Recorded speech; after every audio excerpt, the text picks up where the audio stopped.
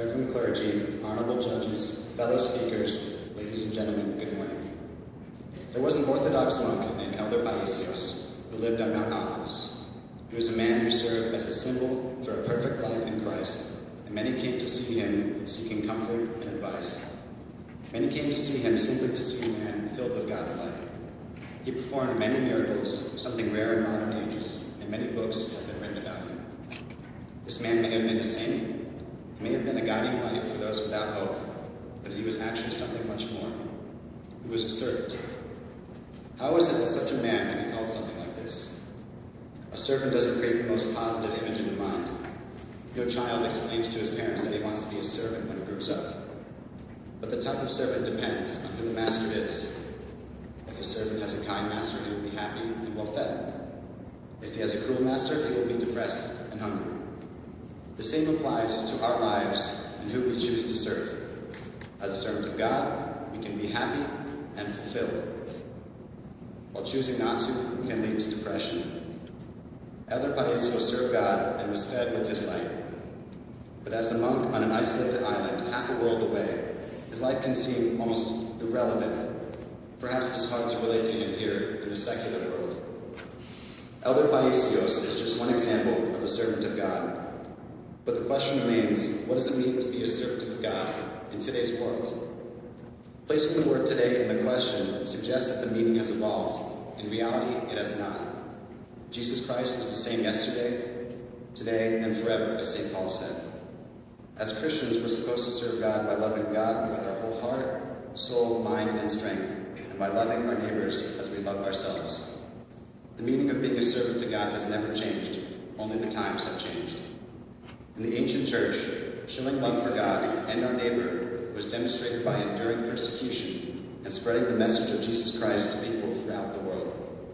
The ancient Christians loved God so much that they persisted in attending church in secret and facing suffering in the Colosseum at the hands of the Romans. The fear of persecution made the ancient Christians run to God. Today, religious freedom has all but dissipated this fear. However, these peaceful times have created spiritual stagnation. The two greatest dangers we face today is materialism and unbelief. How do we respect the greatest two of Christ's commandments? How do we become servants of God? In ancient times, the devil was found in a Roman emperor. Today, he is found in objects we see all around us.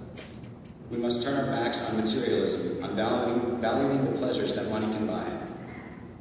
A big part of this is ignoring the medium through which they are broadcasted. The TV and the computer can bring the passions into our lives, and oftentimes without us even noticing. We're told we need bigger and better things than we have now, and that we need more.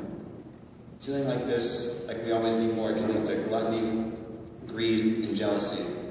The TV and the computer can be distractions that push us off the path to Christ. As long as we value material things, we will find it difficult to achieve the seemingly impossible task of salvation. Instead, we should value community, which shows love for our neighbor. Many people we know are trapped in an endless spiral of materialism caused by unbelief. Since many believe God does not exist, they believe that life is found in money and the things it can buy. This leads to hopelessness, and they seek to ease this hopelessness with even more materialism.